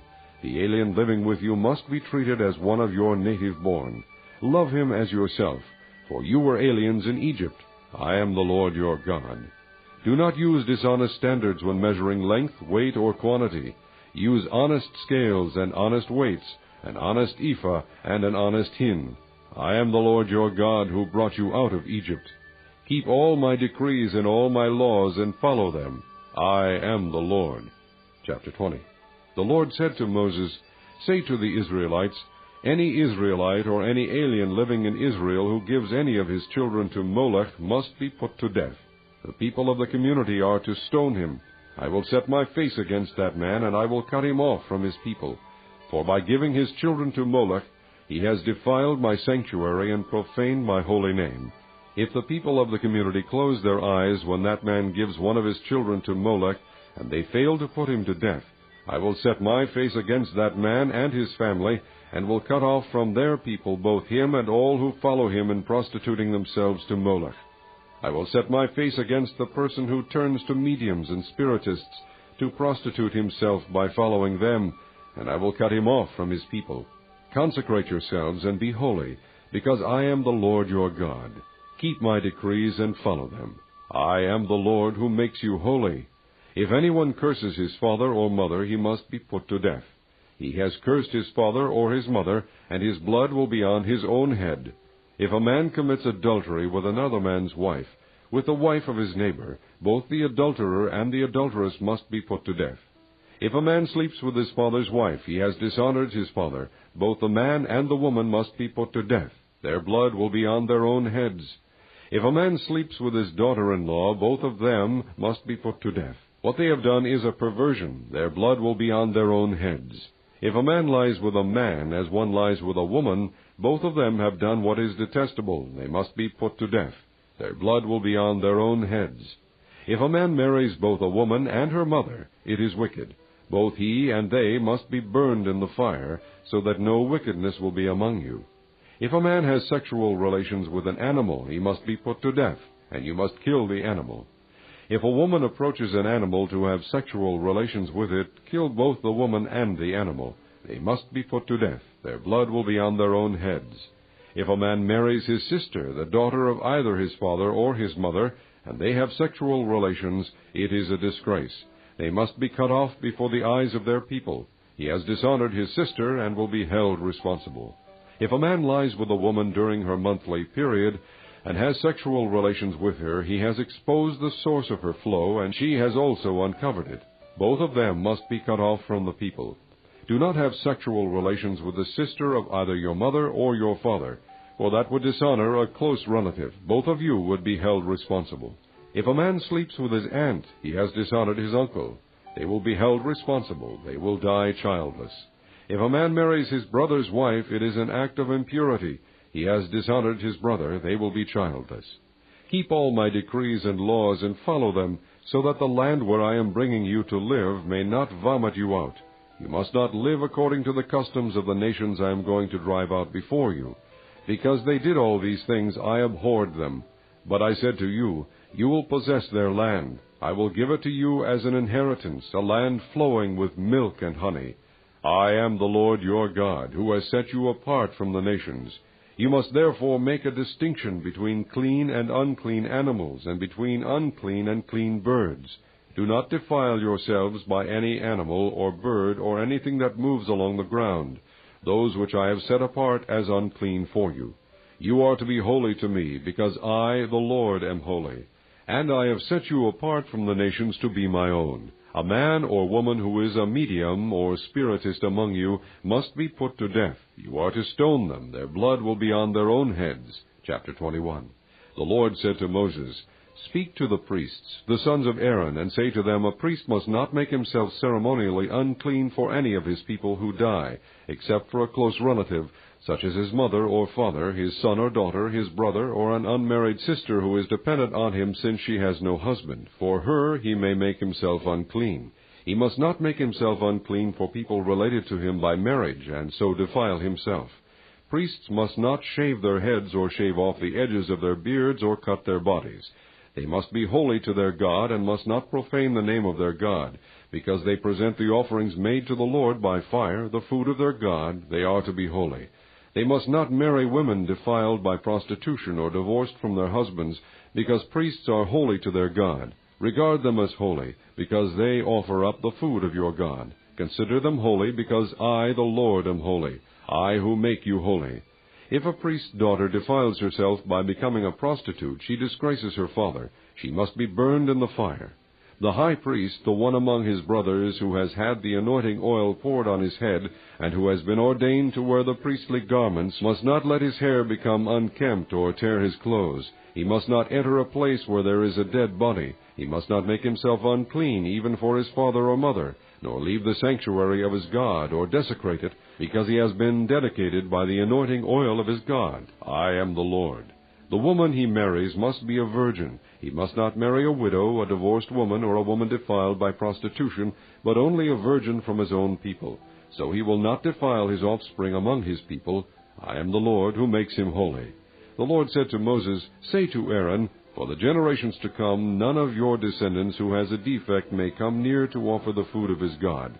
No man who has any defect may come near, no man who is blind or lame, disfigured or deformed, no man with a crippled foot or hand, or who is hunchbacked or dwarfed, or who has an eye defect, or who has festering or running sores or damaged testicles. No descendant of Aaron the priest who has any defect is to come near to present the offerings made to the Lord by fire. He has a defect. He must not come near to offer the food of his God. He may eat the most holy food of his God, as well as the holy food, yet because of his defect, he must not go near the curtain or approach the altar, and so desecrate my sanctuary. I am the Lord who makes them holy. So Moses told this to Aaron and his sons and to all the Israelites. Chapter 22. The Lord said to Moses, Tell Aaron and his sons to treat with respect the sacred offerings the Israelites consecrate to me, so they will not profane my holy name. I am the Lord. Say to them, For the generations to come, if any of your descendants is ceremonially unclean and yet comes near the sacred offerings that the Israelites consecrate to the Lord, that person must be cut off from my presence. I am the Lord. If a descendant of Aaron has an infectious skin disease or a bodily discharge, he may not eat the sacred offerings until he is cleansed. He will also be unclean if he touches something defiled by a corpse, or by anyone who has an emission of semen, or if he touches any crawling thing that makes him unclean, or any person who makes him unclean, whatever the uncleanness may be. The one who touches any such thing will be unclean till evening. He must not eat any of the sacred offerings unless he has bathed himself with water. When the sun goes down, he will be clean, and after that he may eat the sacred offerings, for they are his food. He must not eat anything found dead or torn by wild animals, and so become unclean through it. I am the Lord. The priests are to keep my requirements so that they do not become guilty and die for treating them with contempt. I am the Lord who makes them holy.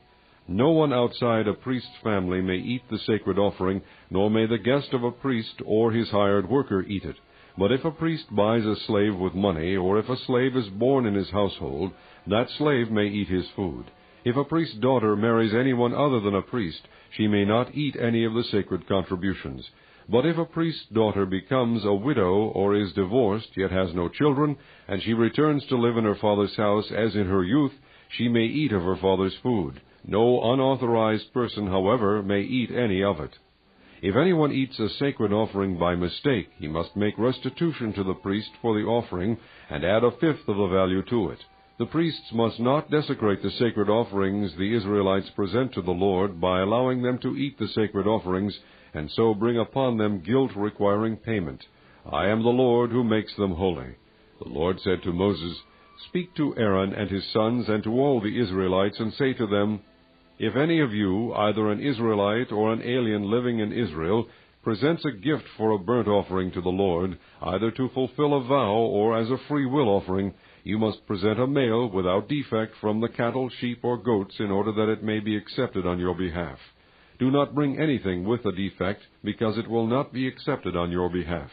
When anyone brings from the herd or flock a fellowship offering to the Lord to fulfill a special vow, or as a freewill offering, it must be without defect or blemish to be acceptable. Do not offer to the Lord the blind, the injured, or the maimed, or anything with warts or festering or running sores. Do not place any of these on the altar as an offering made to the Lord by fire. You may, however, present as a freewill offering an ox or a sheep that is deformed or stunted, but it will not be accepted in fulfillment of a vow. You must not offer to the Lord an animal whose testicles are bruised, crushed, torn, or cut. You must not do this in your own land, and you must not accept such animals from the hand of a foreigner, and offer them as the food of your God. They will not be accepted on your behalf, because they are deformed and have defects. The Lord said to Moses, When a calf, a lamb, or a goat is born, it is to remain with its mother for 7 days. From the 8th day on it will be acceptable as an offering made to the Lord by fire. Do not slaughter a cow or a sheep and its young on the same day. When you sacrifice a thank offering to the Lord, sacrifice it in such a way that it will be accepted on your behalf. It must be eaten that same day. Leave none of it till morning. I am the Lord. Keep my commands and follow them. I am the Lord. Do not profane my holy name. I must be acknowledged as holy by the Israelites. I am the Lord, who makes you holy, and who brought you out of Egypt to be your God. I am the Lord.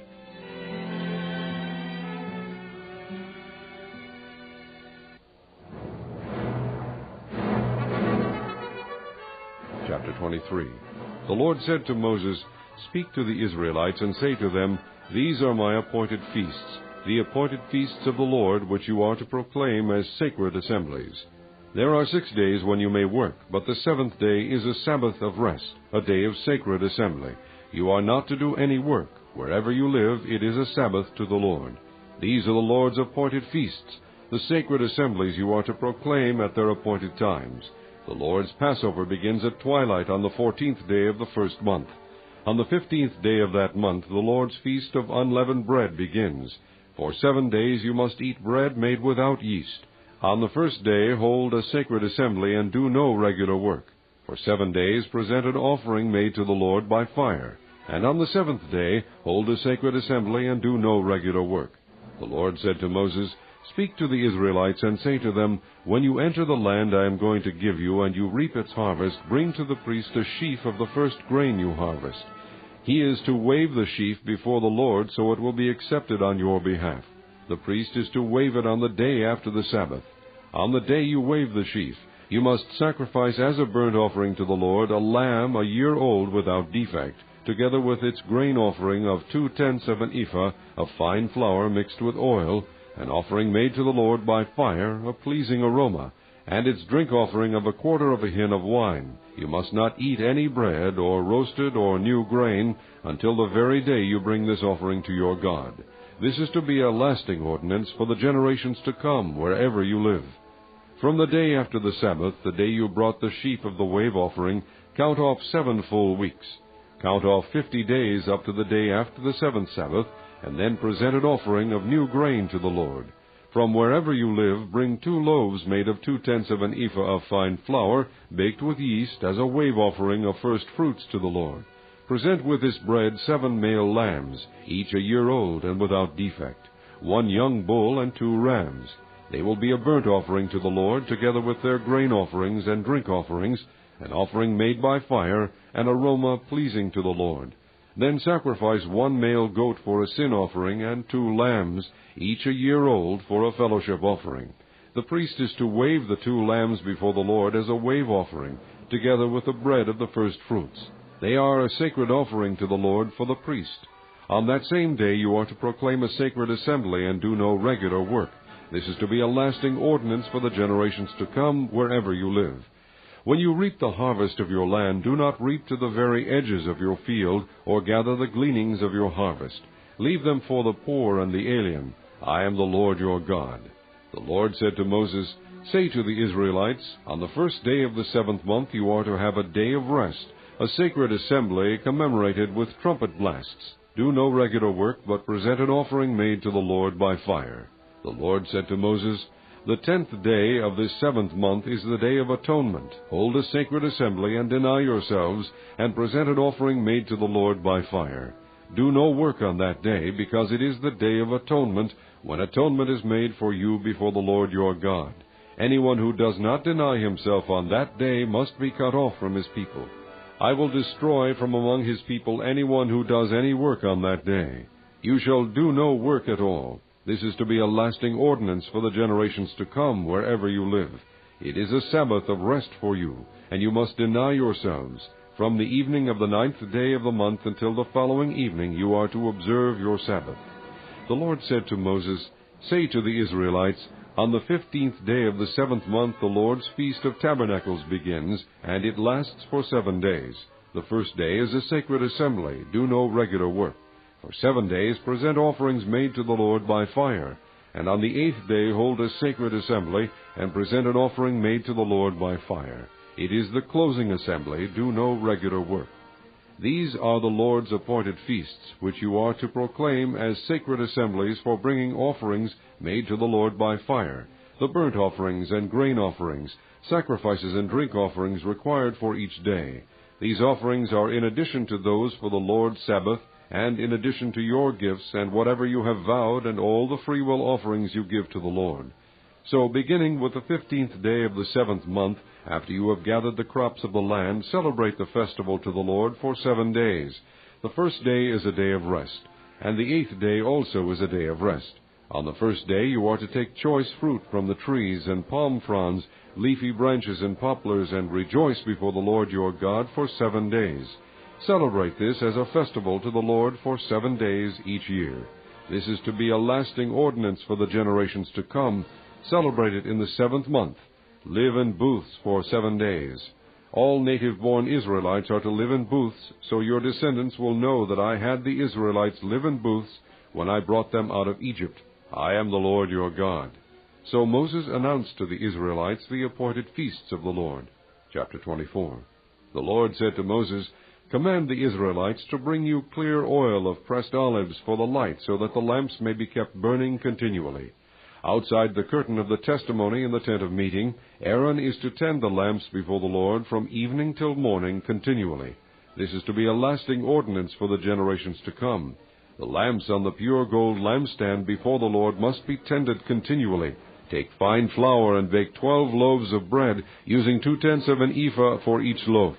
Set them in 2 rows, 6 in each row, on the table of pure gold before the Lord. Along each row put some pure incense as a memorial portion to represent the bread and to be an offering made to the Lord by fire. This bread is to be set out before the Lord regularly, Sabbath after Sabbath, on behalf of the Israelites as a lasting covenant. It belongs to Aaron and his sons, who are to eat it in a holy place, because it is a most holy part of their regular share of the offerings made to the Lord by fire. Now the son of an Israelite mother and an Egyptian father went out among the Israelites, and a fight broke out in the camp between him and an Israelite. The son of the Israelite woman blasphemed the name with a curse, so they brought him to Moses. His mother's name was Shelomith, the daughter of Dibri the Danite. They put him in custody until the will of the Lord should be made clear to them. Then the Lord said to Moses, "Take the blasphemer outside the camp.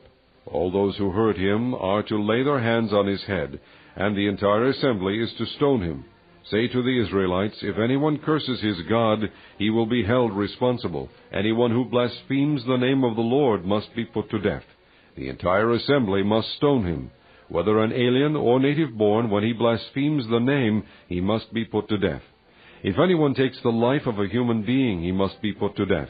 Anyone who takes the life of someone's animal must make restitution, life for life. If anyone injures his neighbor, whatever he has done must be done to him, fracture for fracture, eye for eye, tooth for tooth. As he has injured the other, so he is to be injured. Whoever kills an animal must make restitution, but whoever kills a man must be put to death. You are to have the same law for the alien and the native-born. I am the Lord your God." Then Moses spoke to the Israelites, and they took the blasphemer outside the camp and stoned him. The Israelites did as the Lord commanded Moses. Chapter 25. The Lord said to Moses on Mount Sinai, "Speak to the Israelites and say to them, when you enter the land I am going to give you, the land itself must observe a Sabbath to the Lord. For 6 years sow your fields, and for 6 years prune your vineyards and gather their crops. But in the 7th year the land is to have a Sabbath of rest, a Sabbath to the Lord.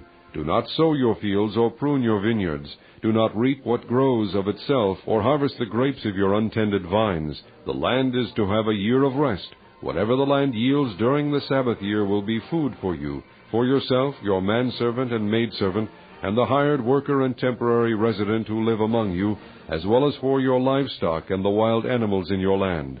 Whatever the land produces may be eaten. So that the 7 Sabbaths of years amount to a period of 49 years. Then have the trumpet sounded everywhere on the 10th day of the 7th month. On the Day of Atonement, sound the trumpet throughout your land. Consecrate the 50th year, and proclaim liberty throughout the land to all its inhabitants. It shall be a jubilee for you. Each one of you is to return to his family property, and each to his own clan. The 50th year shall be a jubilee for you. Do not sow and do not reap what grows of itself, or harvest the untended vines. For it is a jubilee, and is to be holy for you. Eat only what is taken directly from the fields. In this year of jubilee everyone is to return to his own property. If you sell land to one of your countrymen, or buy any from him, do not take advantage of each other. You are to buy from your countrymen on the basis of the number of years since the jubilee, and he is to sell to you on the basis of the number of years left for harvesting crops. When the years are many, you are to increase the price, and when the years are few, you are to decrease the price, because what he is really selling you is the number of crops. Do not take advantage of each other, but fear your God. I am the Lord your God. Follow my decrees and be careful to obey my laws, and you will live safely in the land. Then the land will yield its fruit, and you will eat your fill and live there in safety. You may ask, what will we eat in the 7th year if we do not plant or harvest our crops? I will send you such a blessing in the 6th year that the land will yield enough for 3 years. While you plant during the 8th year, you will eat from the old crop, and will continue to eat from it until the harvest of the 9th year comes in. The land must not be sold permanently, because the land is mine, and you are but aliens and my tenants. Throughout the country that you hold as a possession, you must provide for the redemption of the land. If one of your countrymen becomes poor and sells some of his property, his nearest relative is to come and redeem what his countryman has sold. If, however, a man has no one to redeem it for him, but he himself prospers and acquires sufficient means to redeem it, he is to determine the value for the years since he sold it, and refund the balance to the man to whom he sold it. He can then go back to his own property. But if he does not acquire the means to repay him, what he sold will remain in the possession of the buyer until the year of Jubilee. It will be returned in the Jubilee, and he can then go back to his property. If a man sells a house in a walled city, he retains the right of redemption a full year after its sale. During that time he may redeem it. If it is not redeemed before a full year has passed, the house in the walled city shall belong permanently to the buyer and his descendants. It is not to be returned in the Jubilee. But houses in villages without walls around them are to be considered as open country. They can be redeemed, and they are to be returned in the Jubilee. The Levites always have the right to redeem their houses in the Levitical towns which they possess. So the property of the Levites is redeemable, that is, a house sold in any town they hold, and is to be returned in the Jubilee, because the houses in the towns of the Levites are their property among the Israelites. But the pasture land belonging to their towns must not be sold. It is their permanent possession. If one of your countrymen becomes poor and is unable to support himself among you, help him as you would an alien or a temporary resident, so he can continue to live among you. Do not take interest of any kind from him, but fear your God, so that your countrymen may continue to live among you. You must not lend him money at interest, or sell him food at a profit. I am the Lord your God, who brought you out of Egypt to give you the land of Canaan, and to be your God. If one of your countrymen becomes poor among you and sells himself to you, do not make him work as a slave. He is to be treated as a hired worker or a temporary resident among you. He is to work for you until the year of Jubilee. Then he and his children are to be released, and he will go back to his own clan and to the property of his forefathers. Because the Israelites are my servants whom I brought out of Egypt, they must not be sold as slaves. Do not rule over them ruthlessly, but fear your God. Your male and female slaves are to come from the nations around you. From them you may buy slaves. You may also buy some of the temporary residents living among you, and members of their clans born in your country, and they will become your property. You can will them to your children as inherited property, and can make them slaves for life, but you must not rule over your fellow Israelites ruthlessly. If an alien or a temporary resident among you becomes rich, and one of your countrymen becomes poor and sells himself to the alien living among you, or to a member of the alien's clan, he retains the right of redemption after he has sold himself. One of his relatives may redeem him. An uncle or a cousin or any blood relative in his clan may redeem him, or if he prospers he may redeem himself. He and his buyer are to count the time from the year he sold himself up to the year of Jubilee. The price for his release is to be based on the rate paid to a hired man for that number of years. If many years remain, he must pay for his redemption a larger share of the price paid for him. If only a few years remain until the year of Jubilee, he is to compute that and pay for his redemption accordingly. He is to be treated as a man hired from year to year. You must see to it that his owner does not rule over him ruthlessly. Even if he is not redeemed in any of these ways, he and his children are to be released in the year of Jubilee. For the Israelites belong to me as servants. They are my servants, whom I brought out of Egypt. I am the Lord your God. Chapter 26. Do not make idols or set up an image or a sacred stone for yourselves, and do not place a carved stone in your land to bow down before it. I am the Lord your God. Observe my Sabbaths and have reverence for my sanctuary. I am the Lord. If you follow my decrees and are careful to obey my commands, I will send you rain in its season, and the ground will yield its crops, and the trees of the field their fruit. Your threshing will continue until grape harvest, and the grape harvest will continue until planting, and you will eat all the food you want and live in safety in your land. I will grant peace in the land, and you will lie down, and no one will make you afraid. I will remove savage beasts from the land, and the sword will not pass through your country. You will pursue your enemies, and they will fall by the sword before you. 5 of you will chase 100, and 100 of you will chase 10,000, and your enemies will fall by the sword before you. I will look on you with favor, and make you fruitful, and increase your numbers, and I will keep my covenant with you. You will still be eating last year's harvest when you will have to move it out to make room for the new. I will put my dwelling place among you, and I will not abhor you. I will walk among you and be your God, and you will be my people. I am the Lord your God, who brought you out of Egypt so that you would no longer be slaves to the Egyptians. I broke the bars of your yoke, and enabled you to walk with heads held high. But if you will not listen to me and carry out all these commands, and if you reject my decrees and abhor my laws, and fail to carry out all my commands, and so violate my covenant, then I will do this to you. I will bring upon you sudden terror, wasting diseases, and fever that will destroy your sight and drain away your life. You will plant seed in vain, because your enemies will eat it. I will set my face against you, so that you will be defeated by your enemies. Those who hate you will rule over you, and you will flee even when no one is pursuing you. If after all this you will not listen to me, I will punish you for your sins 7 times over.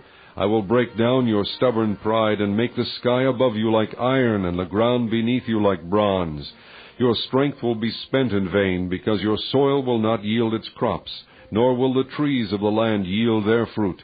If you remain hostile toward me and refuse to listen to me, I will multiply your afflictions 7 times over, as your sins deserve. I will send wild animals against you, and they will rob you of your children, destroy your cattle, and make you so few in number that your roads will be deserted. If in spite of these things you do not accept my correction, but continue to be hostile toward me, I myself will be hostile toward you, and will afflict you for your sins 7 times over. And I will bring the sword upon you to avenge the breaking of the covenant. When you withdraw into your cities, I will send a plague among you, and you will be given into enemy hands. When I cut off your supply of bread, 10 women will be able to bake your bread in 1 oven, and they will dole out the bread by weight. You will eat, but you will not be satisfied.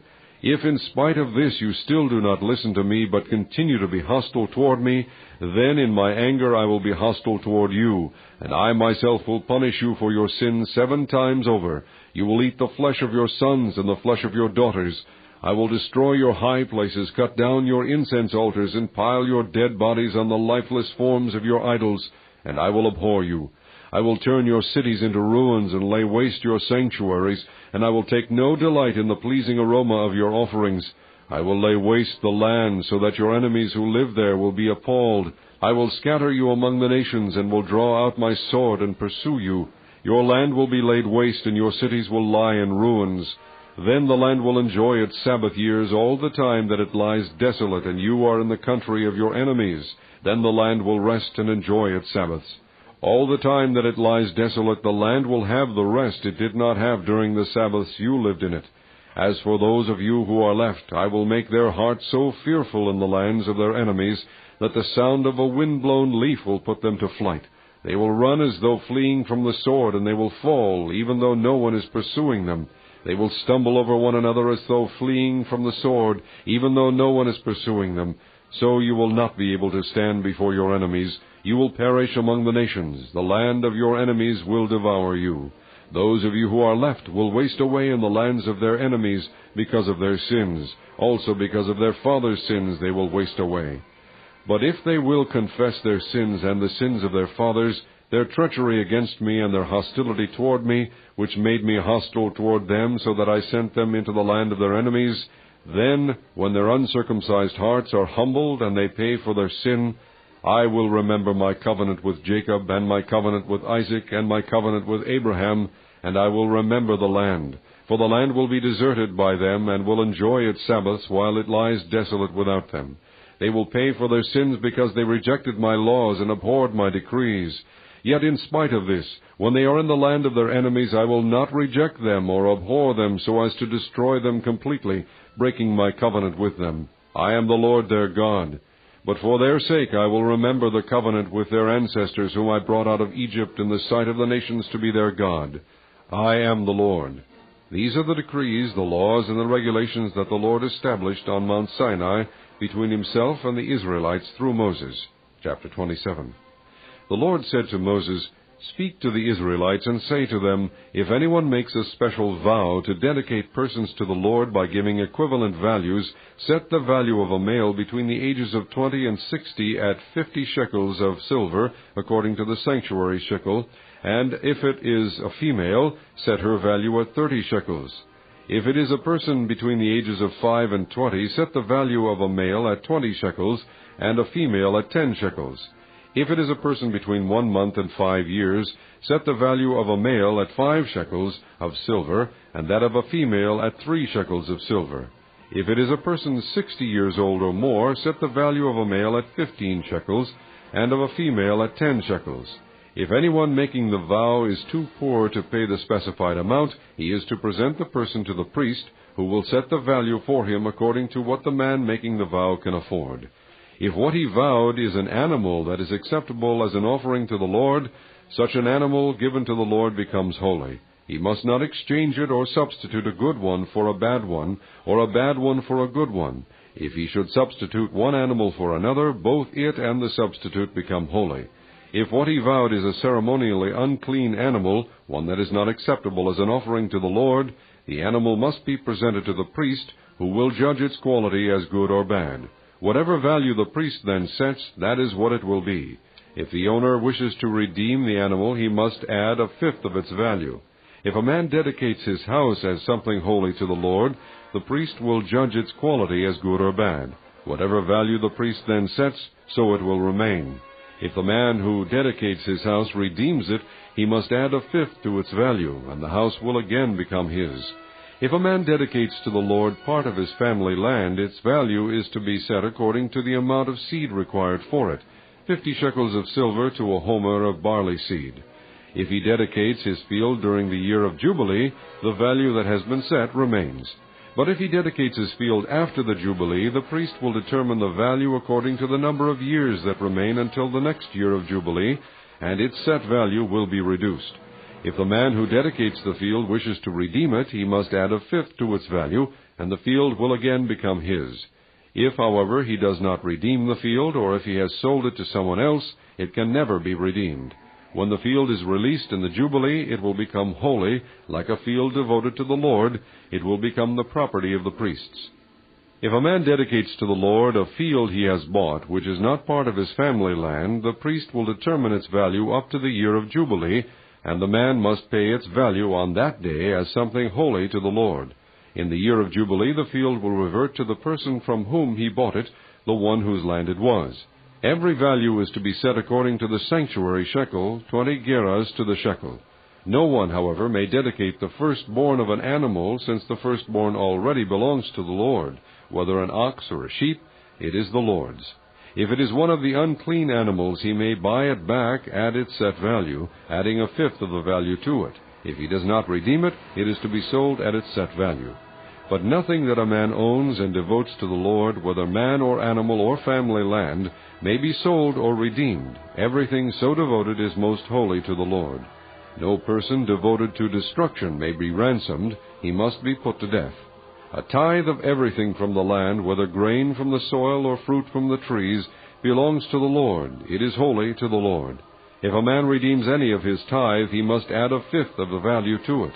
The entire tithe of the herd and flock, every 10th animal that passes under the shepherd's rod, will be holy to the Lord. He must not pick out the good from the bad or make any substitution. If he does make a substitution, both the animal and its substitute become holy and cannot be redeemed. These are the commands the Lord gave Moses on Mount Sinai for the Israelites.